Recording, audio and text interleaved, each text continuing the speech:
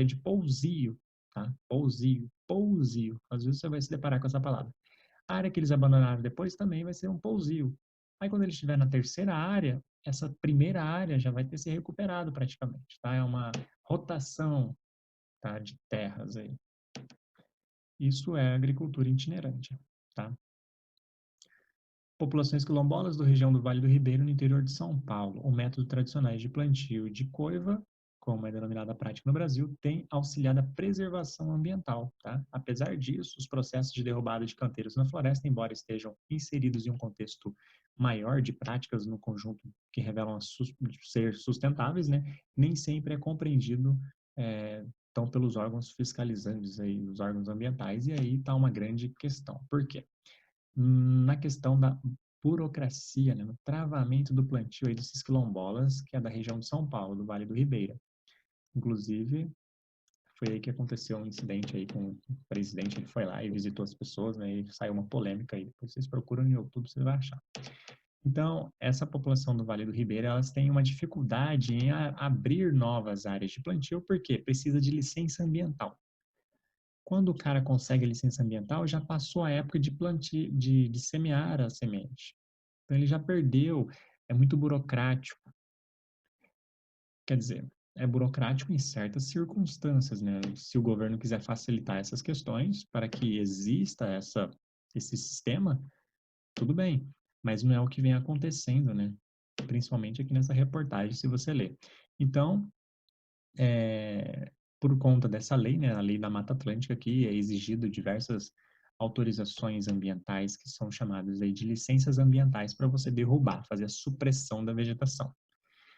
Para fazer a supressão, você precisa do papel, burocracia. Os caras lá, os quilombolas, pô, são pessoas normalmente que não têm instruções, altíssimos níveis de instruções, né, não são engenheiros nem nada.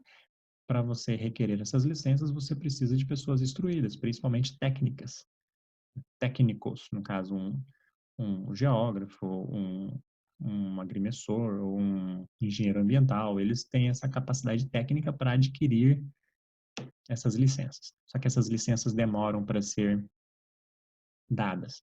E aí está acontecendo uma grande pane, né? Porque essas pessoas precisam plantar. Se elas não plantarem, elas morrem de fome. Basicamente é isso.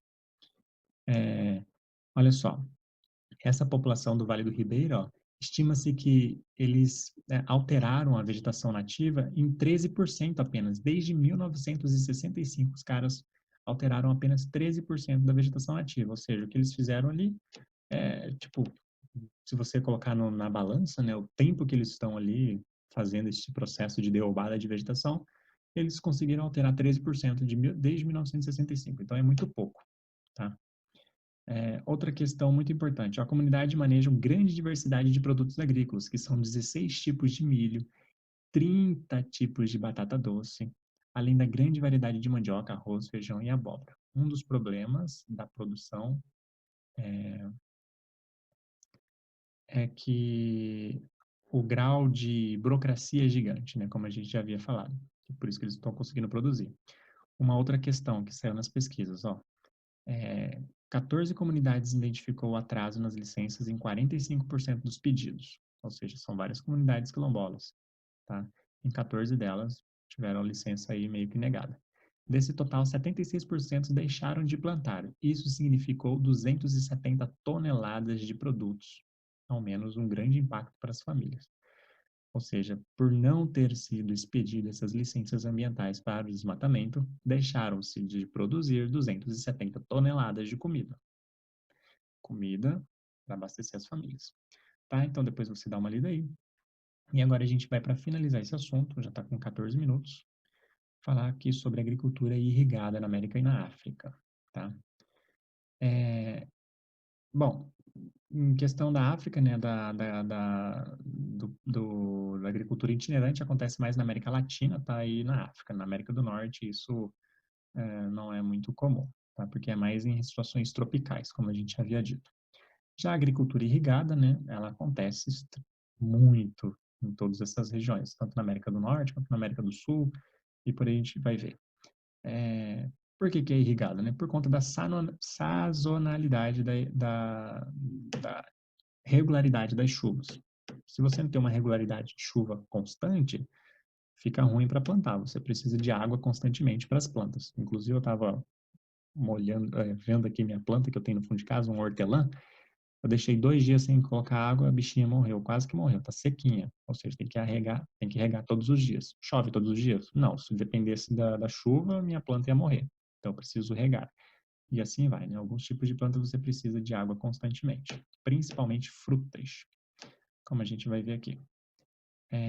Algumas coisas também que impedem a utilização da irrigação ou auxiliam é a questão da qualidade do solo, né?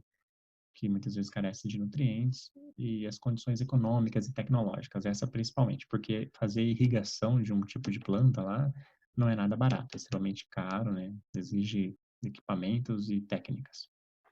Aqui um mapa, né, das áreas que são mais utilizadas para irrigação, a gente vê Estados Unidos, Brasil, Peru, Chile, né, Equador, o Egito e tudo mais. E as áreas que estão mais em branco é que menos se utiliza, né, ou não usam.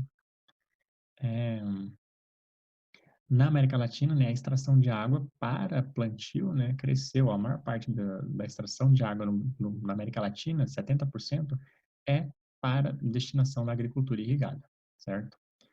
É, o cultivo de frutas também na Califórnia, né, que é um dos grandes que se utiliza de irrigação, assim como no Chile, né, predominância do clima mediterrâneo. Esse clima mediterrâneo é marcado aí pelo verão quente e seco e inverno frio e úmido. Aqui, na Califórnia, nos Estados Unidos, tem monitoramento do sistema de irrigação por meio de sondas que emitem dados da umidade do solo e drones que transportam câmeras especiais, ou seja, isso é o que a gente chama de agricultura de precisão. Não é que eles ficam irrigando o tempo inteiro. Os drones sobrevoam lá e faz um magiamento, né? Um margeamento. Fotografam lá e analisam e vê qual que é a área que precisa de mais água e qual que é a área que está com o solo já saturado de água. Ou seja, eles monitoram o solo, vê a quantidade de umidade que está no solo e vê a quantidade de umidade do ar. E aí, dependendo, eles jogam água só em uma parte da plantação. Isso é agricultura de precisão, extremamente tecnológico, caro, sofisticado. Não é para qualquer um. É, a irrigação, não pense vocês também que é uma coisa moderna, que é dos dias de hoje. Não. Isso acontece desde os tempos antigos, tá? Muito antigo mesmo. Os pioneiros aí, ó, na construção de sistemas de canais de barragem são os egípcios, por exemplo, né? Que levavam ali as águas do Nilo, no interior ali, ou na Mesopotâmia também, né? Como a gente havia dito lá, nas primeiras civilizações, né? Então, a irrigação não é de hoje que é utilizada esses métodos. Bom, aqui, né, tá falando sobre algumas questões de barragens, né, como transposição de rios. Aí a gente tem a situação do Brasil com o Rio São Francisco, por exemplo, né, que existe lá um projeto, né, para transposição do rio, ou seja, levar a água do Rio São Francisco para as áreas que não têm água. Inclusive, esses dias agora saiu uma nota, né, o presidente foi lá e inaugurou um trecho dessa transposição, levando água para uma área que não tinha água antes, tá? Basicamente é isso. Agricultura moderna na América Latina e na África. Aqui a gente fala sobre já a agricultura, tanto na agricultura de precisão, quanto das técnicas e tecnologias envolvidas na agricultura. Essa modernidade, ela não acontece ao mesmo tempo em todos os países, em todas as áreas. Elas acontecem devagar em cada região. Nos países mais ricos aconteceu primeiro, nos países mais pobres vem acontecendo ainda nos dias de hoje. Sobretudo os países pobres, a tecnologia na agricultura ela começa a ser implementada a partir da década de 70, 60, é o que nós chamamos de Revolução Verde, principalmente depois da Segunda Guerra Mundial. O mundo inteiro estava carente de novas áreas para plantio, né? O mundo em situação de fome e tal, pobreza, que aí os países ricos enxergam os países subdesenvolvidos, como o Brasil, por exemplo, como uma oportunidade de grande negócio para implementar a sua agricultura e modernizar as técnicas, tendo um grande ganho de produtividade. Quando a gente fala produtividade, é a maior produção por menor área, tá? E aí entra em diversas questões. Até que ponto isso é positivo? Tem os pontos positivos e pontos negativos. Agricultura moderna, pontos positivos. Aumento de produtividade, né? Se aumenta a produtividade, há um barateamento na alimentação. Isso é bom. Pontos negativos: a utilização de diversos tipos de agrotóxicos e fertilizantes, que isso pode fazer mal à saúde, faz mal ao meio ambiente, faz mal aos animais e tudo mais. Então, há uma grande controvérsia, certo? Não é todos os países que se utilizam dessa agricultura moderna por conta que os implementos agrícolas, o que são os implementos? Tratores, colheitadeiras, arado, os borrifadores lá de veneno, tudo que é utilizado para a produção. Isso são chamados de implementos. Esses implementos, eles não são baratos, muito menos acessíveis. Então, algumas áreas ficam sem os implementos e aí se utiliza das técnicas tradicionais, como, por exemplo, a que nós vimos anteriormente, que é a chamada de hã, hã, é, cri, cri, itinerante, tá? Agricultura itinerante.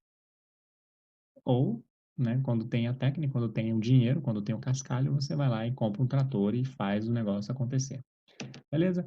Então a gente vai ficar por aqui. Eu já falei quase 20 minutos, tá? Aqui é um drone fazendo fotografia aí, né?